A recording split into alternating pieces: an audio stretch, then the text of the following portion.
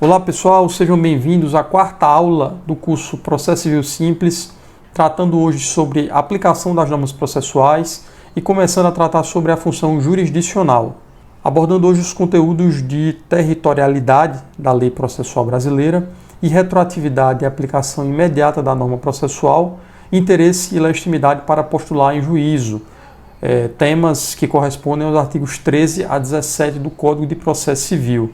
Começando então o capítulo 2, que trata da aplicação das normas processuais. E o artigo 13 tem a seguinte redação: a jurisdição civil será regida pelas normas processuais brasileiras, ressalvadas as disposições previstas em tratados, convenções ou acordos internacionais de que o Brasil seja parte. Esse artigo 13 ele inaugura, portanto, o princípio da territorialidade da lei processual brasileira, que diz basicamente que o processo civil brasileiro, as normas processuais brasileiras, têm aplicação nos limites territoriais da soberania do Estado brasileiro. Então a lógica é muito simples. Onde atua o Poder Judiciário Nacional, ou seja, no território nacional, deve incidir a legislação processual brasileira, que vai regular exatamente a forma de exercício dessa jurisdição, a forma como os juízes e tribunais devem atuar dentro do território nacional. Esse princípio ele decorre do próprio conceito de soberania. Soberania é aquele conceito que confere ao Estado o poder exclusivo, exclui qualquer outro ente externo, esse poder de organizar e exercer poderes dentro do seu território, o que inclui naturalmente o estabelecimento de regras procedimentais, regras processuais a serem seguidas nos processos judiciais. Então, ainda que as partes de um processo elas sejam, por exemplo, estrangeiras, ou até que o direito material discutido ali seja um direito estrangeiro, americano, europeu, africano, se aquele processo ele tramitar no Brasil, dentro do território nacional, onde vige a soberania brasileira, tem que ser aplicada a lei processual brasileira. Essa é a regra. Então, por exemplo, se duas empresas estrangeiras, uma americana e uma suíça, litigam no Brasil, em razão de uma cláusula de eleição de foro, o direito processual a ser aplicado é o direito processual brasileiro, independentemente da origem e da nacionalidade dessas empresas. Além disso, se um cidadão estrangeiro for demandado no Brasil por uma obrigação que ele assumiu em território nacional, ele pode ser americano, pode ser chinês. Se o processo correr no Brasil, a lei processual brasileira será aplicada como decorrência da soberania do Estado Nacional brasileiro.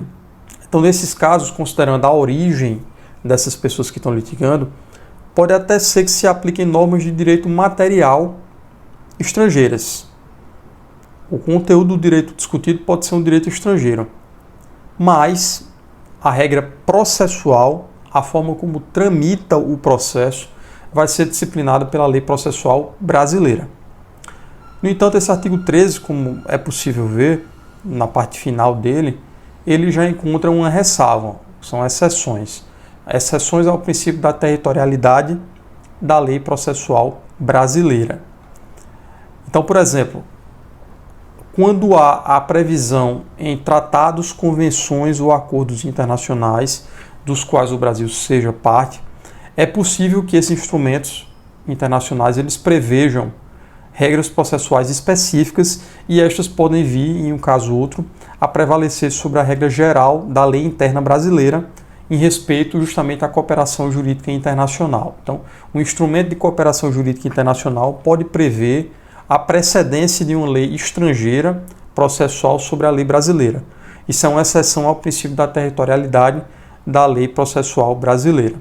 Além disso, a lei de introdução às normas do direito brasileiro, esse artigo 13, também traz uma exceção ao princípio da territorialidade da lei processual brasileira, ao prever que em questões probatórias, ainda que processos tramitem no Brasil, com relação a questões probatórias, há a possibilidade de admissão pelos tribunais brasileiros da lei processual estrangeira.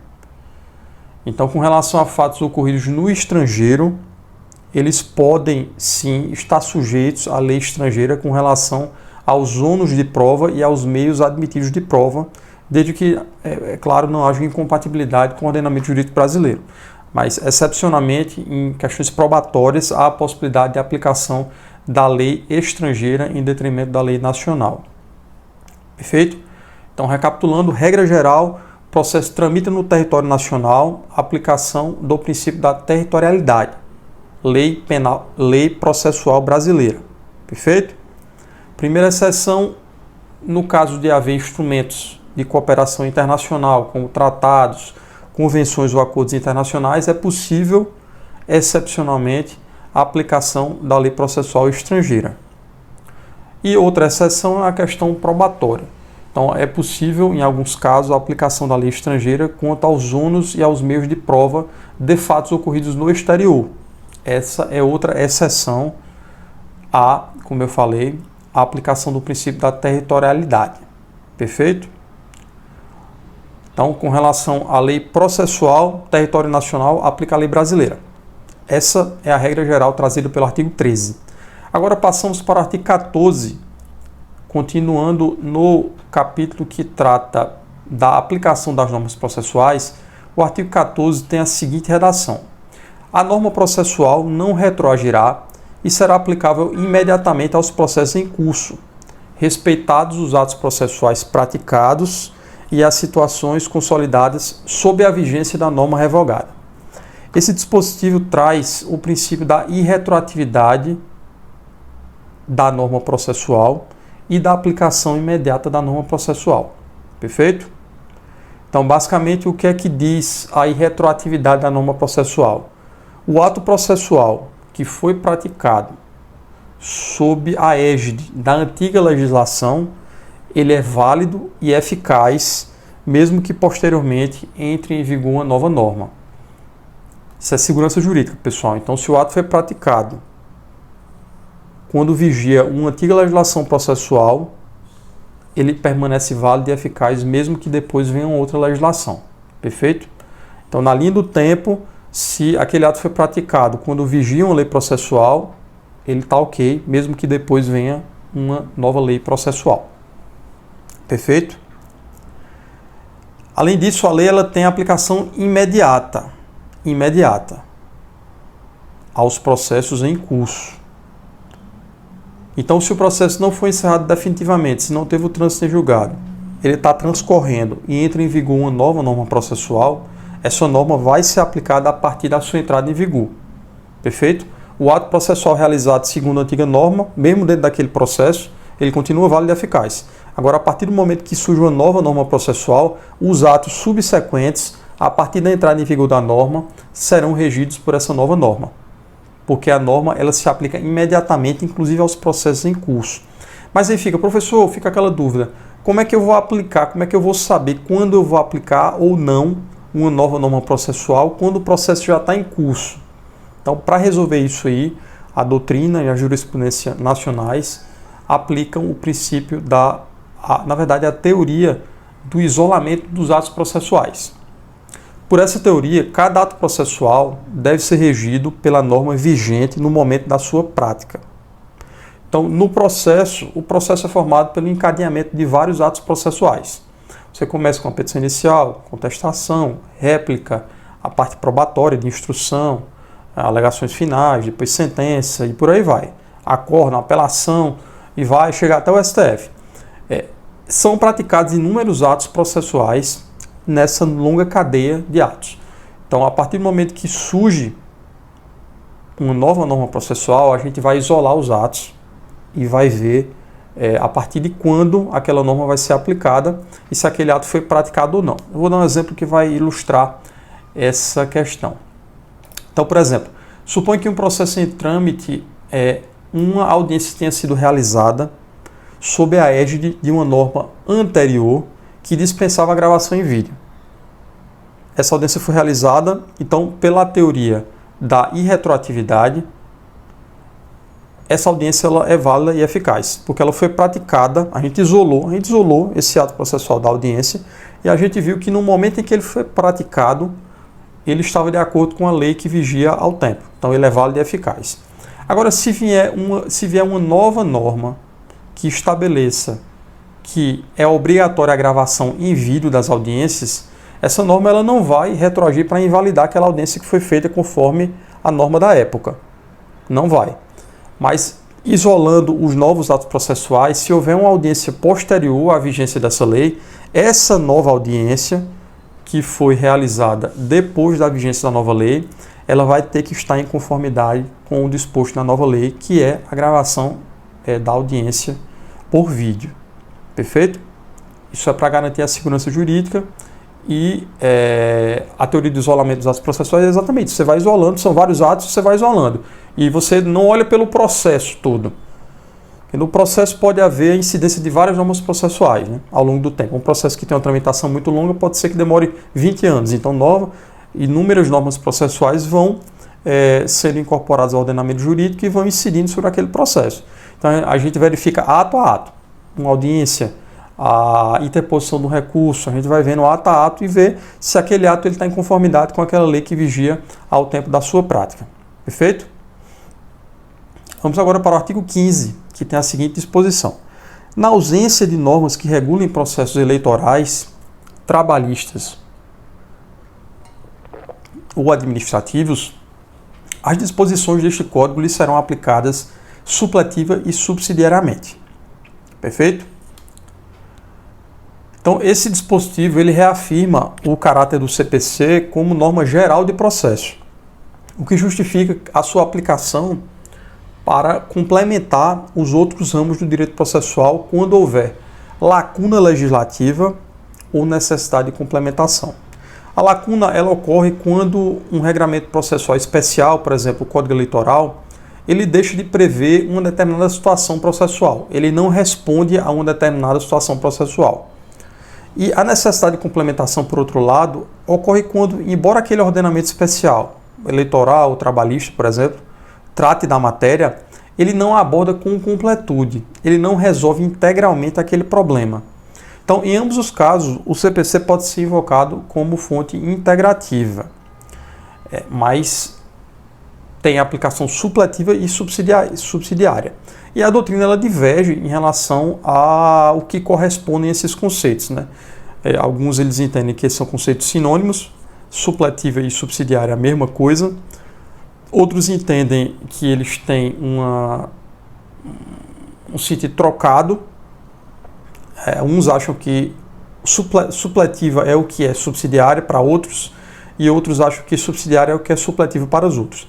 Eu tenho um conceito que eu acho que acaba sendo majoritário, é o conceito que eu defendo, de que a aplicação supletiva ela ocorre naqueles casos de lacuna, ou seja, há uma total ausência de norma no ordenamento especial, eleitoral ou trabalhista, por exemplo.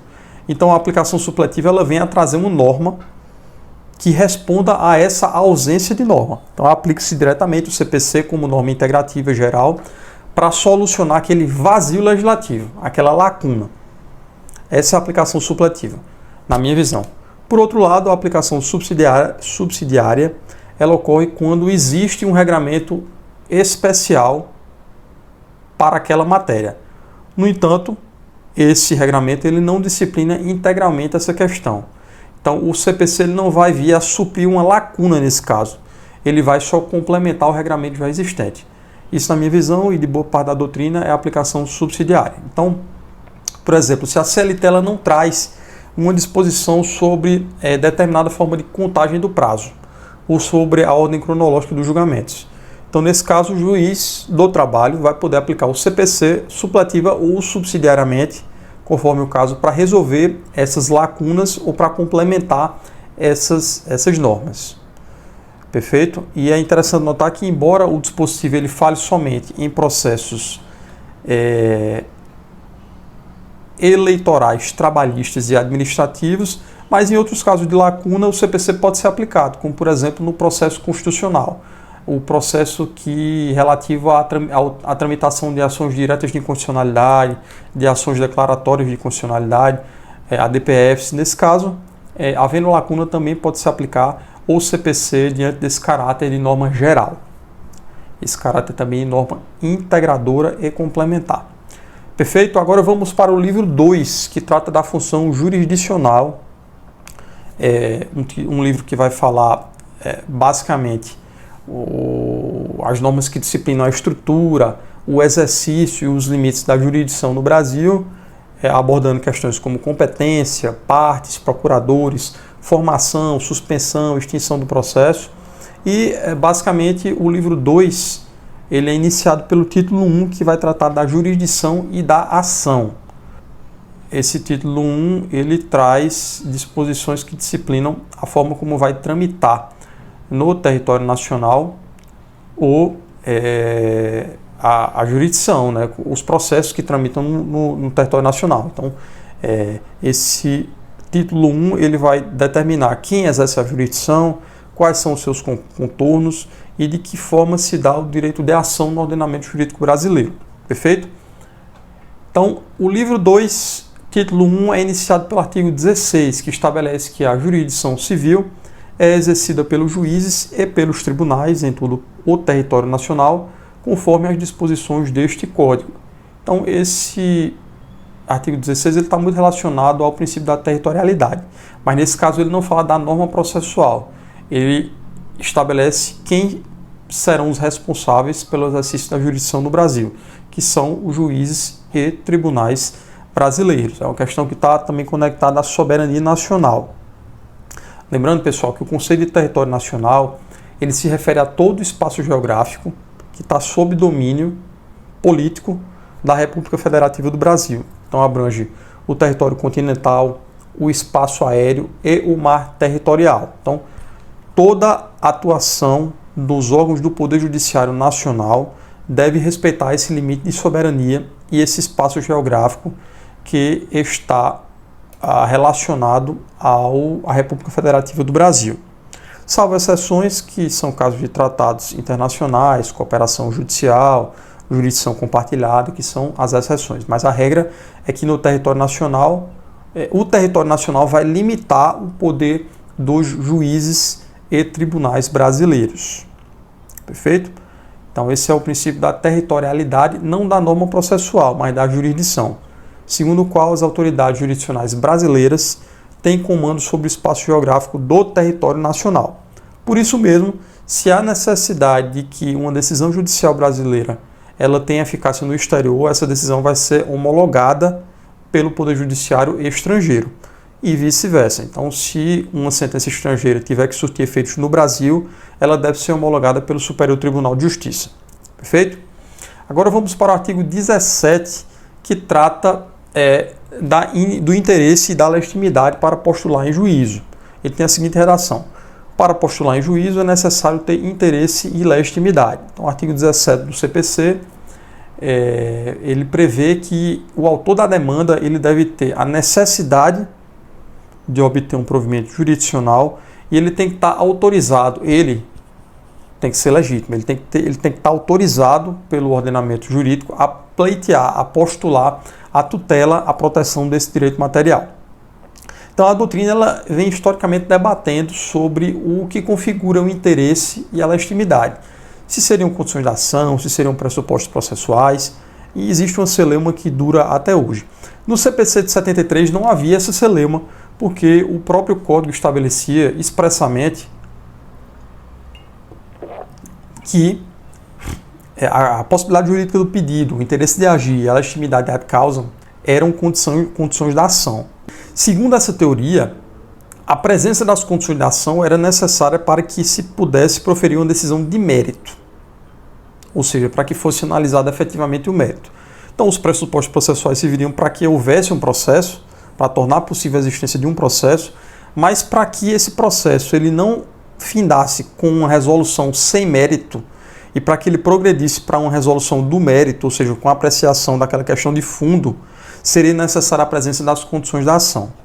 Então, com o advento do CPC 2015, deixou-se de expressamente falar em condições da ação, o que fez surgir essa polêmica em torno de saber se o interesse de agir e a legitimidade da causa ainda configurariam no CPC 2015 condições da ação. Essa é uma discussão que ainda existe, eu entendo que ela é pouco relevante do ponto de vista prático, mas estou colocando aqui para vocês para que vocês possam saber dessa questão. Eu diria que a maior parte da doutrina entende que, a despeito da supressão expressa da palavra condições da ação no Código de 2015, que ainda remanesce essas figuras de interesse e legitimidade como figuras correspondentes a condições da ação. Mas isso, como eu falei, é uma questão que tem pouca utilidade prática. Então, o que é o interesse processual? O interesse processual ele se caracteriza pela presença de 3 elementos: a necessidade da prestação jurisdicional, a utilidade dessa prestação jurisdicional e a adequação. A necessidade quer dizer que aquela atuação judicial, aquela resposta, aquele provimento, ele tem que ser indispensável. Então, de fato, é indispensável, o autor necessita daquela questão, então por isso ele promoveu o ajuizamento daquela demanda. A utilidade corresponde a uma vantagem prática, então tem que ser útil, tem que trazer alguma finalidade prática para o postulante, senão aquela demanda judicial ela não tem sentido. Então, faleceria, portanto, uma condição da ação nesse caso. E a adequação é o emprego adequado, o meio processual correto para a obtenção da tutela pretendida. Então, eu vou dar um exemplo agora de necessidade da tutela jurisdicional.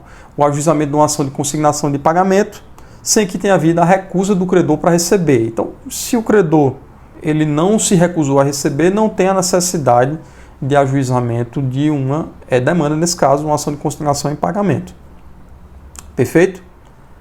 Adequação, se empregar o meio adequado, tá simples de entender. Utilidade é também ser útil, né? Você tem que obter um provimento que seja útil para a satisfação do seu direito material, para preencher a necessidade que levou ao ajuizamento da ação. Ok? Adequação, eu vou dar um exemplo aqui, é você, por exemplo, impetrar um mandado de segurança numa situação que efetivamente corresponda ao uso do mandado de segurança.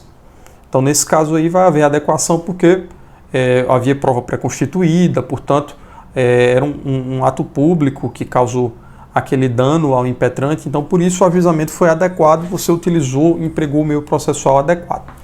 Agora, falando sobre a legitimidade ad causam, o que é que significa essa legitimidade? É a pertinência subjetiva entre aquela parte e a relação jurídica material discutida em juízo. Eu vou simplificar. Você que está postulando, você de fato tem que ser aquela pessoa que está envolvida na relação material. Lembrando que a gente tem uma relação processual, que é aquela relação que é formada no processo, sob contraditório com o juiz e as partes, e você tem uma relação material, que é aquele direito material que foi discutido, aquela controvérsia, que é a responsável por gerar a relação processual. Então, o que é legitimidade? Aquela relação processual ela deve espelhar os mesmos titulares daquele direito material que está sendo discutido na relação de direito material. Perfeito? Então, eu vou dar um exemplo para que fique bem claro. Você tem uma colisão de carro entre A e B. Então, se há uma ação de reparação de danos causados por essa colisão, você tem que ter na relação processual também A e B, os dois proprietários daqueles veículos. Então, nesse caso, há legitimidade ad causam porque há uma pertinência subjetiva daqueles autor e réu A e B com a relação jurídica de direito material discutida. Perfeito?